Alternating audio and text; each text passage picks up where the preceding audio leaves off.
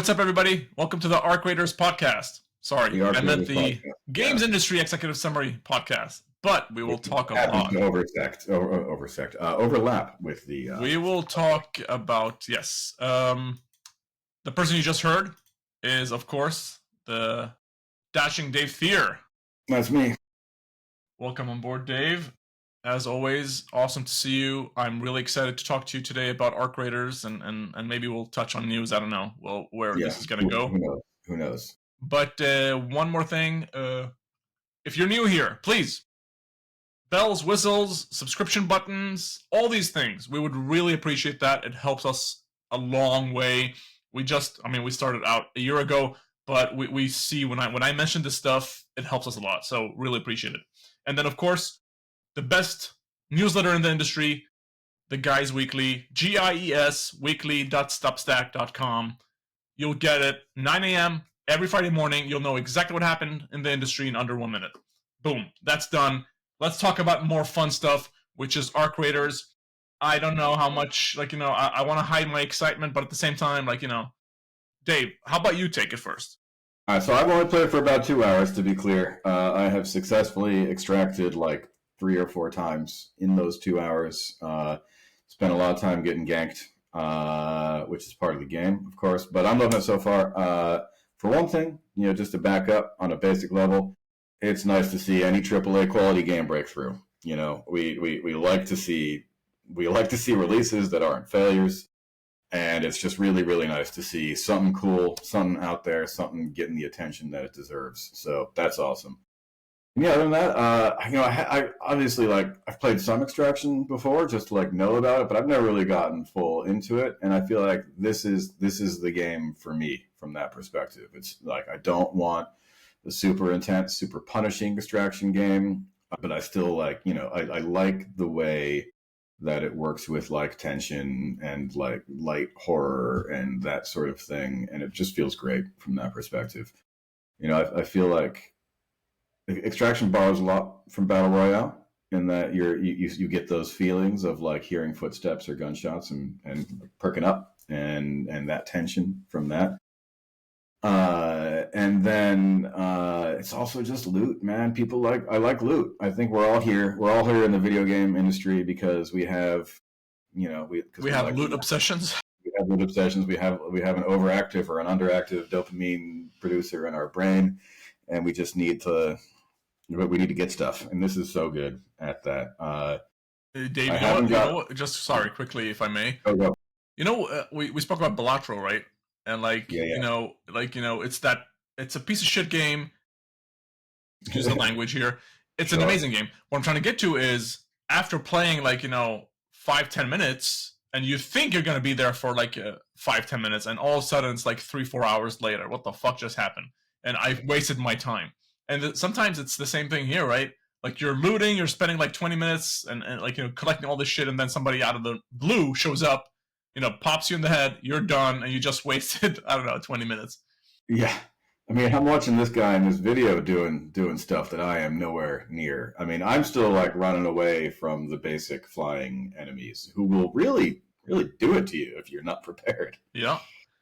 That is one thing, Dave. I really appreciate the difficulty level, let's say. Yeah.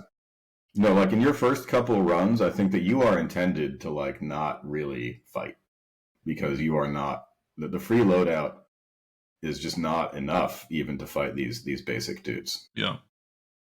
I'm actually cool. What level are you right now? 3, I think. 3. So you're barely scratching the surface. Yeah, no, I'm way early. Yeah, what's your experience? What level are you? This is funny. 19, I believe. I'm closing in on 20. Okay, so you're doing it. You're there, bro. Last week we were hooked. It came out on Thursday. I could only play for a short while, but the Friday, Saturday, Sunday, it was okay. I actually have a lot of other work I need to do, and I did not do that work. I played this game.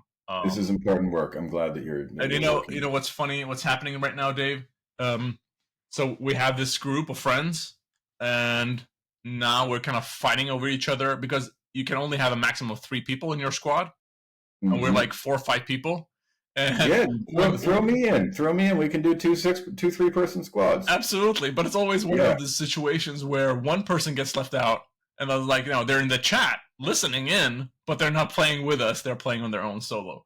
So it's been that thing where people are fighting each other to be part of the squad when we do our runs.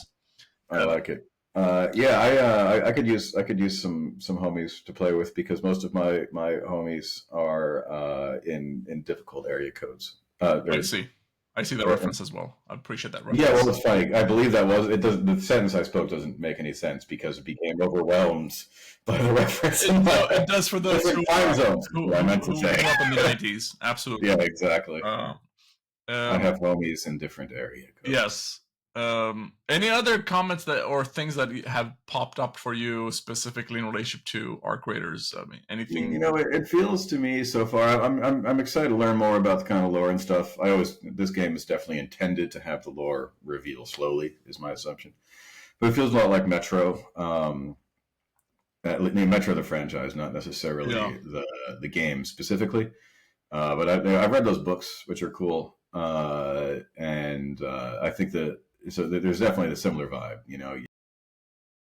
There's sort of safety down there, and these elite raiders are the ones that pop up to the surface to get stuff. I think the big difference there, which again I'll learn more about as the lore happens, is that by the way, in Metro the dangers are biological, right? It's mutated monsters, and that leads to all the kind of philosophical work that the novels do, especially. And here they're machines, which is totally different. So I assume we're going to learn a whole lot more about why it is that these machines have presumably destroyed society or something.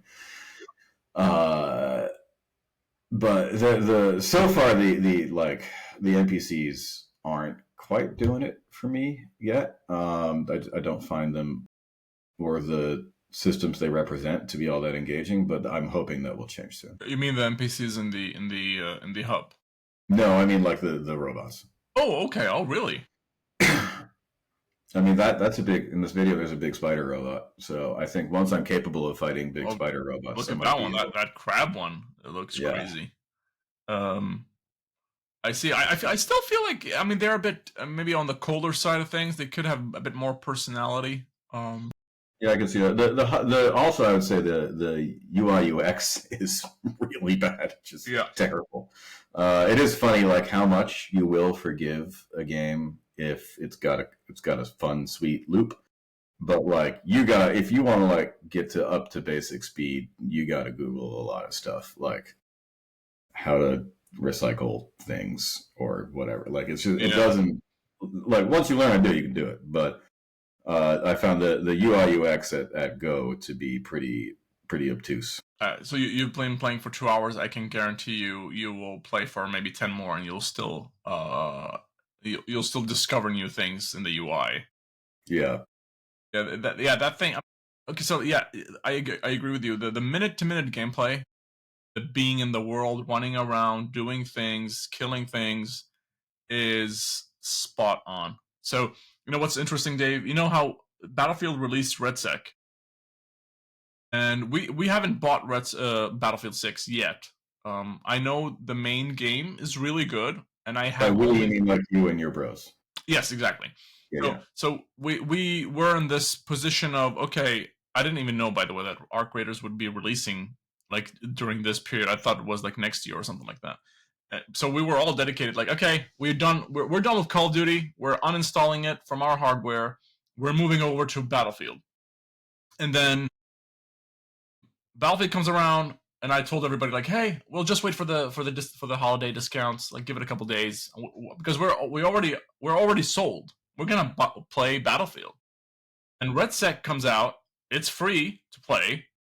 We played for like 3-4 hours, and then Arc Raiders showed up. I was like, okay, this is the thing. And especially after reading some reviews or watching some gameplay, I was like, okay, this is the thing. We jump in for like an hour, like, holy shit, forget everything you know about shooters. This is the shooter that kind of, for me at least, has changed the landscape versus the past 7 years. And with that reference, I'm talking about the Fortnites and the PUBGs.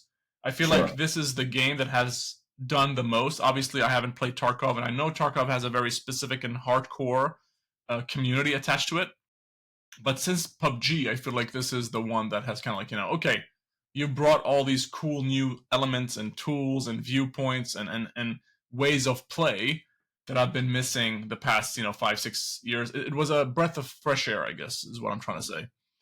Yeah, and that was never going to come from Battlefield, because we already know what Battlefield is. The best it can be is a really good version of Battlefield, which is great. And the kids haven't played it yet. A lot of kids, like, that's so new to them. Absolutely. But in order for something to command excitement, it needs to be a little more new. So this is definitely, and like extraction shooters, this is why everyone was pursuing extraction shooters. Life just got a lot more difficult for all of the extraction shooters that are not out yet, including Escape from Tarkov on Steam. I agree on that, and I will dare to say, in my opinion, the extraction shooter bloodbath is over. We have concluded. Yeah, like they've done. It will be so hard. I'm saying, yeah, follow. Yeah. So, Dave, I just want to say another thing. So, with Battlefield RedSec, when we played that, it felt underwhelming. And the only reason it did feel underwhelming is because I think what has happened is because they did an amazing job. I think, in my opinion, they did an amazing job.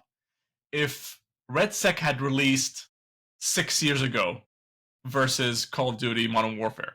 And the reason I said that because I think, and this is obvious, like, to their credit, what they've achieved with RedSec is they've achieved an amazing baseline. But Warzone has gone so far ahead, it's going to take a while for them to catch up.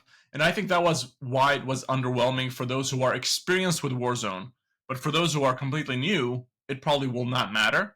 And this is one of the reasons that when we jumped into Arc Raiders, it was like, okay, this is our game for at least the foreseeable future, if nothing else shows up and completely changes things. But I think that's what you're saying about it being like new, or people who are new to it won't care. That's the essential problem here, because so few people are both interested in Battlefield 6 RedSec and have not played Call of Duty Warzone. Like, this is a negligible population. Like, Battle Royale has been out there. Everyone who wants to play a Battle Royale has at some point played a Battle Royale. Yeah. And like, this is the problem with the modern gaming industry, right? Like, you can release a really good baseline Battle Royale, but you're not competing against other baseline Battle Royales. You're competing against Warzone and Fortnite and PUBG, which are established, but people have long-standing commitment to them, and it's just tough. And that's what's great about this, is that Tarkov is still like the definitive extraction shooter, and it's not on Steam, and it doesn't have that kind of critical mass, and so there is room for a lot of people who haven't kind of felt this loop before, who haven't like felt that tension, this looting thing, the like watching the elevator come, and all that stuff. People haven't experienced the basic emotional loop of an extraction shooter. Now they get to do it, and so that's why we saw so many people pursuing this. And now it's happened. What's interesting about what you just said with relationship to tension? I feel like I haven't felt this tension since PUBG, to be honest with you.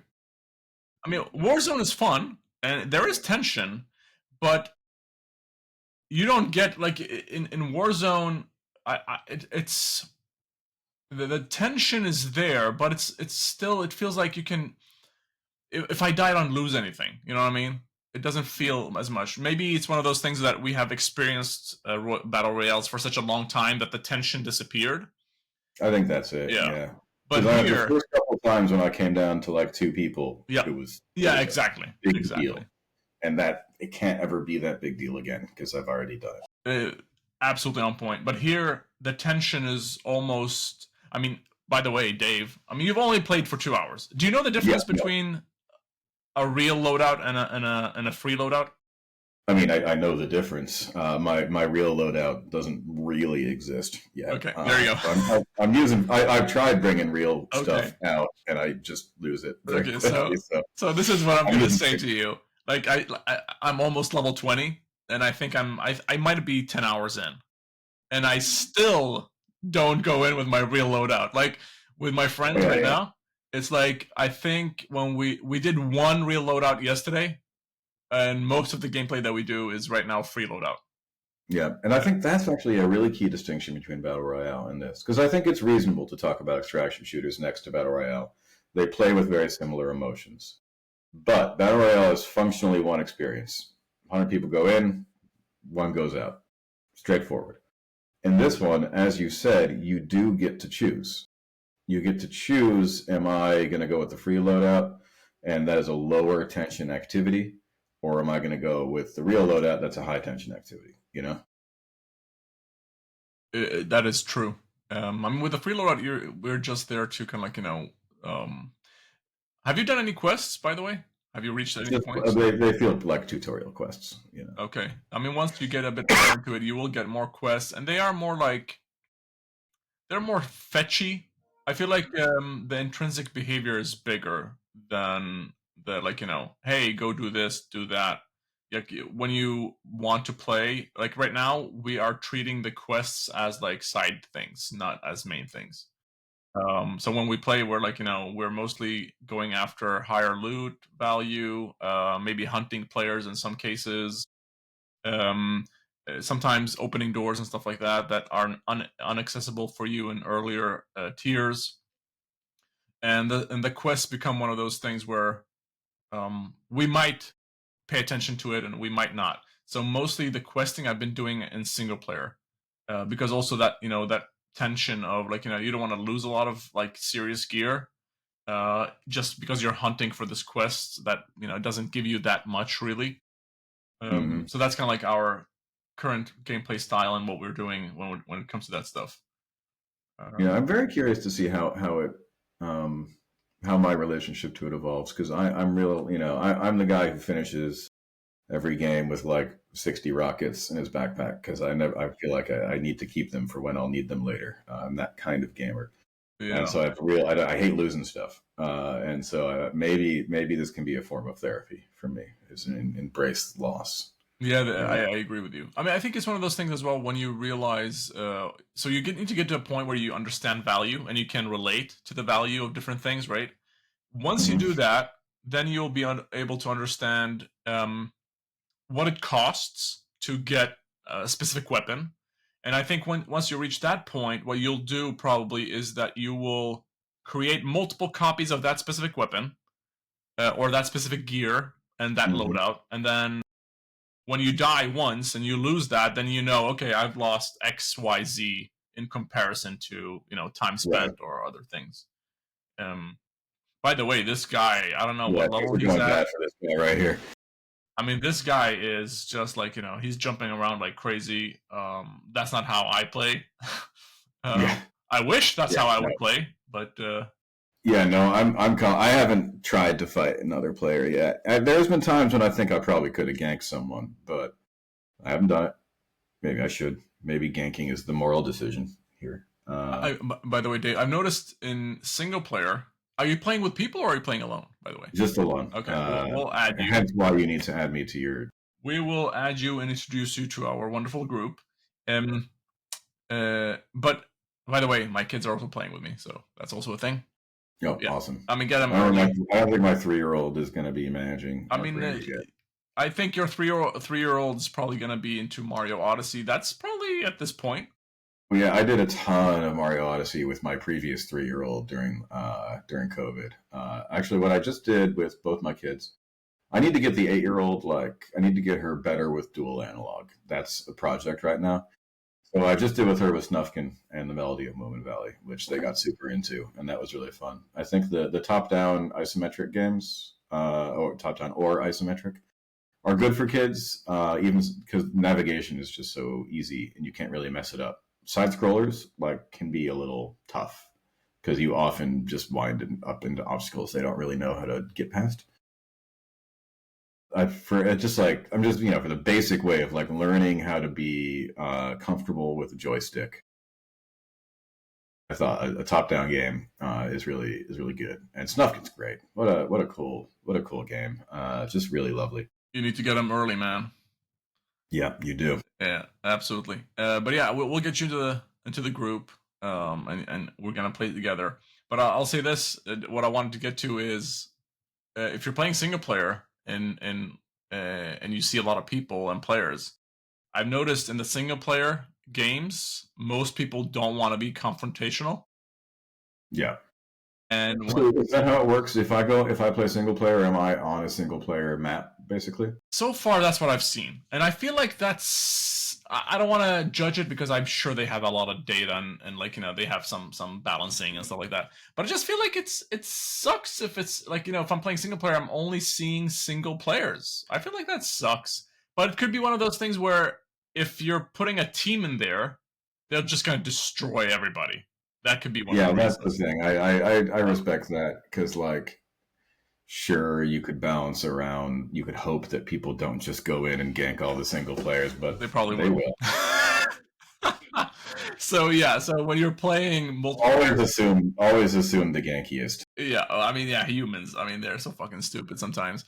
But yeah, when it comes to team play, I've noticed like people are just brutal. Like there's no like people don't even fucking talk to each other. Like, hey, just relax. Let's work this out.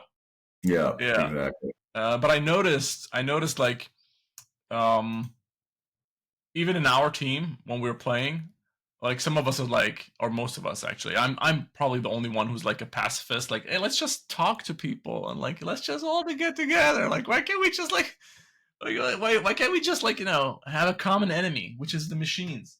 Yeah, no, it's funny. Well, there's an interesting balance, right? Because I'm generally a PvE guy, but if you talk to someone and you make friends in the face of the fact that either of you could shoot the other one in the face Yep. at any moment, Yep. then that friendship becomes more valuable than in a PvE game where it's just kind of like assumed, like, yeah, we'll just do this shit. No, I noticed. I noticed when you're when you're in a situation like, especially when it comes to situations where you're fighting a big robot. I've noticed that that's the moments, at least that I have been in, where people start cooperating more because they come to agreement, like hey, we're here for the loot. Let's just split the loot. Everybody goes to their merry way, and it's when What about if the robot goes down? Is there ever a fight then? You all team up to kill it, and then you fight over its I'll be honest with spoil? you, it has struck my mind. But what happens, or what has happened to us at least, is what happens. So the big robot goes down. We all like go in there like what is it? Crows? What's the saying here, Dave? I don't know. Savages, Whoa, Raiders? Raiders, maybe. Any That's case, what they're called. Yeah. so everybody runs, and the cool thing, the design about the cool design that they've done with the big robots is that when you kill them, they fall into pieces. So they become That's a good idea. like maybe let's say 7, 8 pieces. So it actually does allow everybody to grab a piece. Do all pieces have equivalent loot, or is the core better or something? I believe they do not have equal loot. Yeah. But here's what happens. So as soon as people pick the robots apart, they just like turn away and start like running like hell, trying to get out of the way and hide somewhere. Yeah, that's funny. I like that. Yeah. Like I said, I'm super early. Like the basic little flying dudes are still quite a problem for me. They so are. I haven't got any big robots yet. You gotta hit them on the fans. But the thing is, some of them, like the one that we're looking at on screen here, you can see that the fans in the front had like a metal plating. Yeah. And as soon as you find one with metal plating covering like the fans or the vulnerable parts, that's when you get into trouble. And like these smaller weapons, the ones that shoot small ammo or whatever is under medium, low ammo, whatever they're called. Light ammo. Light. Thank you. Yeah. I used all the words except that one. The small light mini ammos. Those ones are worthless. I feel like the meta right now is the heavy weapons, like that shoot fewer bullets but have big impact. That's at least. Yeah, I have noticed that again, I'm just using freeloader, but my most successful runs have been with the shotgun they give you. Oh, that shotgun is really good. Close up, the shotgun's really good. But what you really want is the Pharaoh. That one Fair, is. and that doesn't show up in free loadouts, right? It does. It does. It's like Oh no, the Pharaoh. That's the shotgun. That's what I no, meant. no. Pharaoh is the musket. Oh, there's a different one. That's not because it felt like a shotgun to me. Is that the? It's very long, right? Yeah, it's the Pharaoh. Okay, okay. That's what it is. Yeah. I wouldn't say that is a shotgun. It's like almost Oh, like a bolt action rifle kind of thing. okay, because I have been using it. I've been trying to get close up and use it like a shotgun, but maybe Wait a second. Is that the one with one bullet? Yes. Yeah, that's the one. Yeah, that's the Pharaoh. Yeah, that's the best kind of like weapon right now, at least for us. So that works at medium range too. Yeah, I use it at all ranges. More or less. Okay, that's good information because I have been using it like a shotgun. No. Like long range, like what you're seeing on screen right now. Like imagine if something is up there on the top of the building, you can use the Pharaoh to take. And if you shoot a person with that, you'll just decimate their entire what do you want, shield. Cool. Yeah, cool. It's pretty powerful. I just want to talk about some feelings I got when playing this game. Because for me, playing this game, I know you mentioned what's that game called again that you mentioned, the one underground? Underground. Metro. Yeah. Metro. So I feel like you're spot on with that example. Games that this reminds me of and got feelings of, and I'll describe them a bit. Fallout, I got a lot of that feeling, especially when you're looting and all that stuff. Another game, The Last of Us multiplayer. I never played that, but I could imagine it. Yeah. Bro, especially when you understand you can lay traps and you can set people up and all that stuff. It's so Last of Us because we were in this situation. It was we were in a building. It was really dark. There was no lights, and we were looting in this random room that was very dark and it was very hard to see. All of a sudden, this crew shows up out of nowhere, start shooting us, and we had this close quarter combat fight, and it just felt like hey, I remember where this is from. This is from The Last of Us, which is really really cool. I mean, it was cool. such a cool thing because there was that, it's dark, so there's a bit of fear in there. There's a bit of tension. You're also scrambling through your loadout, trying to find the things that you can use. You're loading. You're all these things come together, and also the team aspect of it, of course, as well, because The Last of Us did have a lot of that in the multiplayer. So Naughty Dog. I wish Naughty Dog would still make multiplayer stuff. It's always been cool when they've done it. I agree with you. I think the only thing that has been in their way, historically speaking, has been the platform. Like, if you look at the best multiplayer games they released, Uncharted and The Last of Us, they were both on platforms that were not really set up for online multiplayer at the time, which is the PS3. Yeah, I guess that's right. Yeah. I don't know did 4 have multiplayer? I don't think it had. Maybe it had. I don't know. Uncharted 4? Yeah. I don't think it had. I don't think so. But Uncharted 3. I remember people being annoyed by that. I think they were working on a kind of like a free to play. If you remember, but they canceled that. Yeah, they were going to spin off the multiplayer and do its own thing, but that didn't seem to go anywhere. But also, that generally speaking, that studio is in a bit of an awkward position. I don't know. It feels like they're doing their they're doing that space thing with the Adidas and shit. Thank you. I don't know, that looked cool to me. I mean, it had a big laser sword, and I support that. But even more than that, and crucially, is that the reason I liked the Uncharted games is they were fun, and the Last of Us games were not fun. That was not their intention. And I would really like Naughty Dog to make something fun because they did actually do a great job at that. I know that I get the feeling, what was it? Amy Hennig? Is that her name? Amy Hennig, the creative director for Uncharted 1 and 2. Yeah, she seemed to be a pretty important part of what made it fun, as opposed to perhaps the dour Mr. Druckmann, because things seemed to get a lot less fun once she left. Yes, it became a bit dark. Darkman. So, by the way, Uncharted 4 did have multiplayer apparently, but I think here's the thing: was Uncharted 4 ever released on PC? And if yes, did it have multiplayer? And I think this is obviously an opportunity for them to do multiplayer. Yeah, it already exists. I mean, they got to run Yeah. it, and there's issues there. Wait, is Last of Us out on PC yet? Either of them? Well, let's check. Yeah, let's go look at CDP, here we Steam here. go. Yes, part 1 is there. Part 2 remastered is there. Okay, yeah. There's also part 1 upgrade to digital, blah, blah, blah. But I believe The Last of Us Part 1 was never, like, the remake, or the remaster, rather, did not have multiplayer.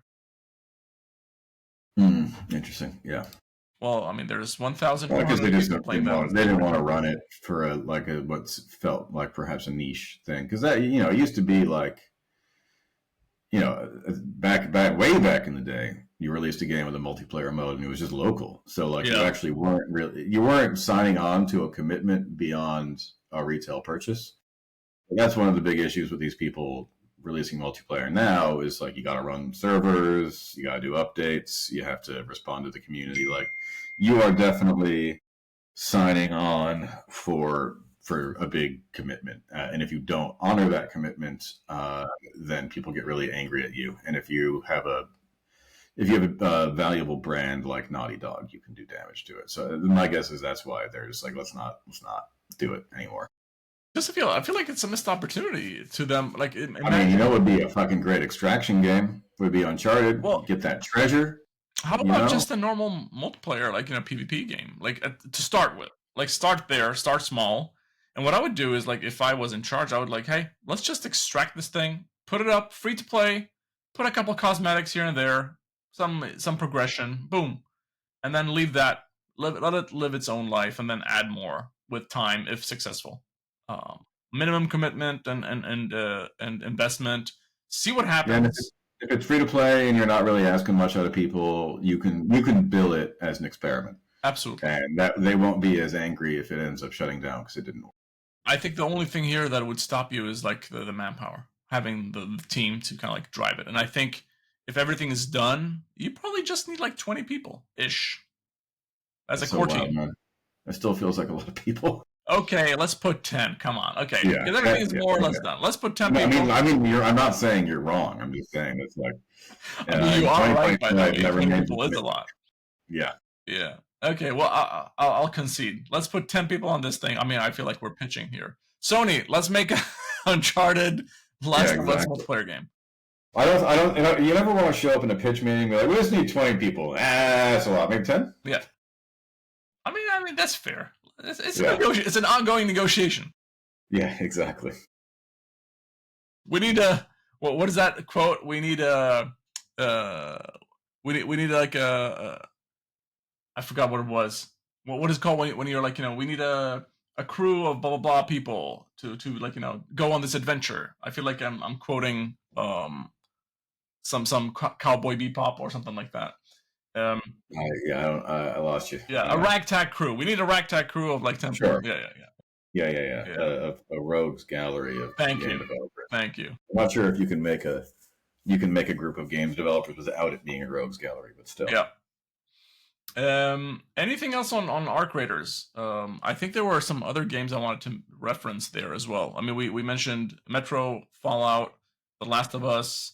Yeah, that's when we go onto this track. Dave, PUBG.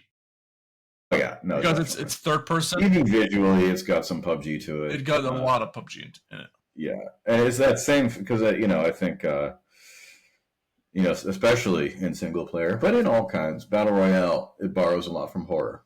It's all about like hearing those footsteps, and you start to raise, you start to feel that tension, and that's done really, really well here. And especially you go into the buildings, and you can feel the horror influence very, very strong. Especially in the sound. Speaking of sound, I believe this is probably one of the best sound implementations ever in a video game. Yeah, I think it's great. Definitely. I had this, so I after playing like 2-3 hours, I was like, holy shit, love this. Okay, upgrade, deluxe edition. Give me some monies so I can buy some stuff. And I bought some stuff. And I bought like one of these characters who have like a face mask, like a pilot type situation.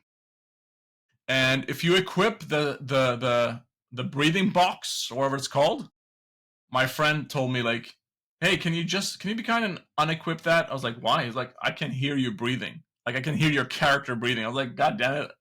I just want it for the looks. Like now I have to Funny, unequip funny. this thing." Yeah.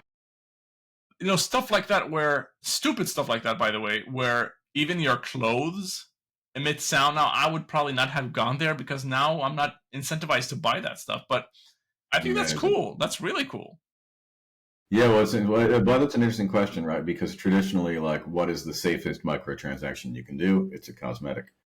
But if all of your clothes are like impacting gameplay, at a certain point, nothing becomes a pure cosmetic. So here's my takeaway there, by the way, Dave, which is I feel like that is okay that my clothes are like, emitting sound or like, has a downside for equipping it.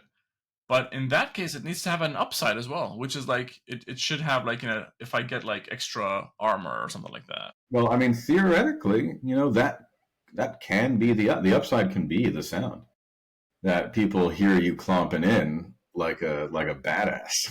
You Like know? a Darth Vader type Yeah, situation. Yeah. exactly. Well, before you come into the room, they can hear you breathe. Yeah, exactly. I mean, totally. I could see that being a thing that especially streamers would be into. Yeah.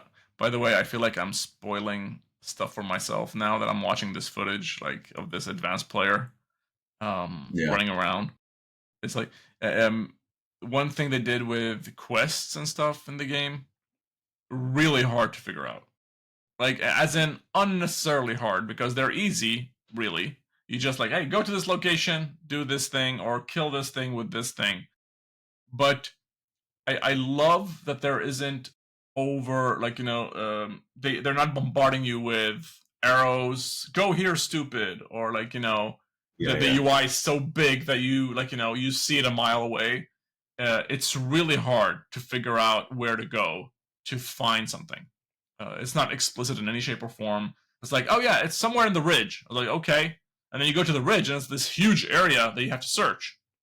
Right, right. Yeah, Um, that's cool. Which yeah, is the game, right? The game is about searching. Yeah, absolutely, absolutely. Yeah. But I feel like that was the correct choice they made. And by the way, we didn't say it, but maybe we should. I mean, this is the team that made this game is essentially the former Dice team. There you go. Yeah. And You got here's good. what's crazy, Dave. You got good folks up there in Sweden. Here's the crazy thing, Dave. I feel Yeah. like this is one of those things where any exec in charge of a big company that does creative work should understand, oh yeah, okay, I just lost 200 people that if I just let them do their own thing, they would have made this amazing game that would have made me billions. But I keep interfering, and that's why they can do their Yeah. work. Well, I think it's such an important thing because you didn't say like it was made by blah blah blah from Dice. You said it was the Dice team, and I think that is something that people often miss about building video game studios and hiring them is that like good people are good. You need good people, Yeah. but just hiring good people is frequently not really going to do it for you because it is about the team, and you have to build the team. And you can see that when we're seeing all of these studios do layoffs and that kind of thing. You see people leave, but you also see teams splinter off. People that are already accustomed to working with each other, people who know how it goes, and that's when I think you start to get some really cool stuff. Is that you get a well-established group of people in a new situation. Absolutely. So, Dave, any other thoughts, comments about Arc Raiders? I want to go over to SteamDB soon. Yeah, let's do SteamDB now. We're good. I'm good. Okay. I've graded. You've had enough of super high level gameplay. Yeah, I want to go play it. That's what I want to do. Okay, so how about this, my friend? SteamDB, and here's what's maybe surprising to me, but you know more about this than I do. So right now, as we speak, Duck Off's still on there. Good job, Duck Off. yeah, hell yeah, hell yeah. Yeah, But yeah. the top 10 right now on SteamDB, out of the top 10, 1, 2, 3, 4, 5, 6 shooters. Yep. And yeah, I mean, Duck Off involves shooting. I don't think I'd call it a shooter. But yeah. I mean, shooters they've always been there. They've always been powerful. So here's a question to you. I need you to look into your crystal ball, and I want you to give us some predictions. So we have obviously Counter Strike will always be there. So that's not we're not gonna discuss. Just pretend Counter Strike and Dota don't exist on Steam. Yep. PUBG, wow, by the way, PUBG, holy shit, man. PUBG. I don't understand, but what I want to point out here is that they had a smaller dip the past week because of Battlefield and Arc Raiders, but now it's goddamn back. It's like crazy.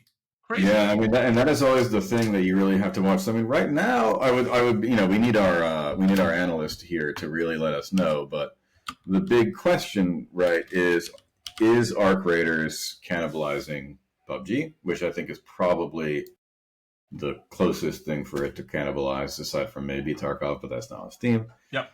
So, is it cannibalizing PUBG, or is it bringing new people in? That's the question. Whenever one of these things pops up, that's what we want to know, and we sure hope it's if PUBG can recover its numbers, while Arc Raiders is also putting up good numbers. That's what we like to see.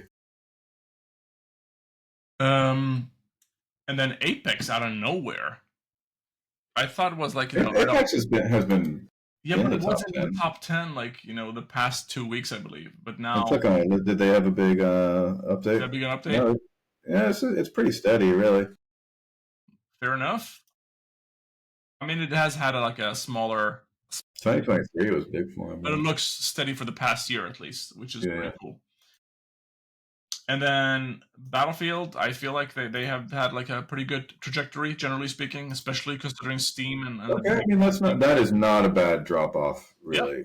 That's it's not what? It's not 750 down to 250. Yeah, that's cool. I think they can feel okay about that. Yep. And then also Delta Force. I mean, yes, there's a smaller thing here, but generally speaking, wow! Like I don't understand how Steam can sustain that many shooters in the top 10. I mean, people like shooters. Yeah, people like to shoot. The answer is a lot more complicated than that. Absolutely. By the way, some other takeaways, which was also really, really crazy. 2 things, by the way. Arc Raiders was releasing, and Battlefield, and both of them were capturing a lot of people. But out of nowhere, I saw Repo in the top in the top 10. I don't know what they did. They did an update or something like that. The Monsters update, version 0.3, and that just exploded. Yeah, wait. So what's down at the bottom is 23 up to 24,000 up to 200,000 people. I want to see the max range. Come again? I want to see the max range. The max range. Look at that. Okay. That's crazy. Yeah. That is crazy. Yeah, that's cool. So good for you, Repo. In many ways, I thought I was going to put you in the same bucket as the Friendslop stuff, but wow. And then finally, also, Peak, just recently. They did something very recently, which is pretty cool. And boom. Yeah, awesome. Way to go, Peak. Yeah, right there. They're up on roughly 70 or 50,000 people. So, good lord, the top 20 or top 10 on Steam is just on fire. Yeah, it is. Yeah. Man, and this GTA 5 Legacy still. That's going to be crazy. Is GTA 5 going to be allowed on Steam? That'd be fine. Okay. Dave, it's been awesome talking to you today. I need to bounce. I'm getting calls and texts from the kids like, "Hey, come get me from school." I was like, "Maybe." You don't want to leave them there because they get upset. I finally have understood why some parents put their kids in. Is it called border school or boarding? Boarding school. Boarding school. Well, that's why. Yeah. So they can record podcasts in the evenings. Always texting you. Yes. With their cell phones. Boarding schools for the win. Okay, Dave. Thank you so much for joining us. Everybody else, thank you. Of course, like I mentioned at the beginning, like, subscribe, all these things. Go check out Gies Guys, not gays. Go check out Guys Monthly by Dave last week. There's another monthly coming in 3 weeks from now. Yeah. Guysweekly.substack.com. And then, yeah, we'll see you in the Oh, yeah. I'm actually traveling for Korea and Japan. So I will not be available for 2 weeks. 2 weeks. All right. Well, Yep. we'll miss you. So, Definitely. Dave, I hand you the baton. You are now officially the... All right, cool. I'll do that. Okay, cool. Then right. I will see you on the Back. next one. All right. Cool. Awesome. Peace. See you later, everyone.